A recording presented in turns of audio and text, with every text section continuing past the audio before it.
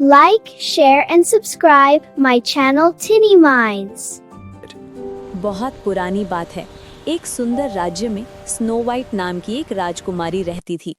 उसकी त्वचा बर्फ जैसी सफेद और होंठ गुलाब जैसे लाल थे। उसकी सौतेली माँ, जो उस राज्य की रानी थी, बहुत सुंदर लेकिन बहुत घमंडी थी। रानी के पास एक जादुई दर्पण था।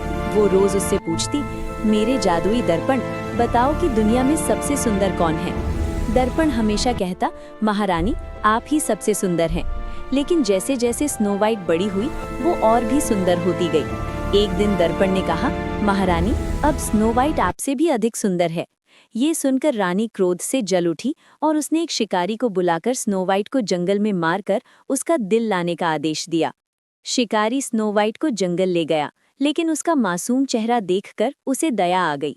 उसने राजकुमारी को भाग जाने के लिए कहा। डर के मारे स्नो वाइट घने जंगल में भागती रही, जब तक कि उसे एक छोटी सी झोंपड़ी नहीं दिखी। वहां सब कुछ छोटा छोटा था, 7 छोटी कुर्सियां और 7 छोटे बिस्तर। थककर वो उन बिस्तरों को जोड़कर सो गई। शाम को जब उस घर के मालिक 7 बौने काम से लौटे, तो उन्होंने एक सुंदर लड़की को वहां सोया हुआ पाया। स्नो वाइट ने उन्हें अपनी आप बीती सुनाई, जिसे सुनकर बौनों ने उसे अपने साथ रहने की अनुमति दे दी। इधर रानी को दर्पण से पता चल गया कि स्नो वाइट अभी भी जीवित है। उसने एक बूढ़ी औरत का भेष बदला और बौनों की झोपड़ी में पहुंच गई। उसने स्नो वाइट को एक जहरीला सेब खिला दिया। सेब खाते ही स्नो वाइट बेहोश होकर गिर पड़ी। जब बौने घर आए तो उन्होंने देखा कि स्नो वाइट की सांसें थम गई हैं। वे बहुत दुखी हुए और उन्होंने उसे कांच के एक ताबूत में लिटा दिया। कुछ समय बाद एक सुंदर राजकुमार वहां से गुजरा। उसने कांच के ताबूत में सोई हुई सुंदर राजकुमारी को देखा और उसे देखते ही उसे प्रेम हो गया। जैसे ही राजकुमार ने सम्मान के साथ उसे छुआ, स्नो वाइट के गले में फंसा हुआ जहरीले सेब का टुकड़ा बाहर निकल गया।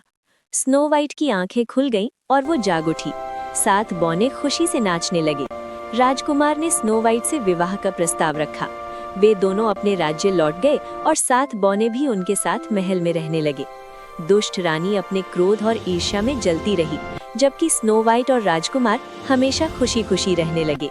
सीख: सच्चाई और अच्छाई की हमेशा जीत होती है और ईर्ष्या केवल विनाश लाती है।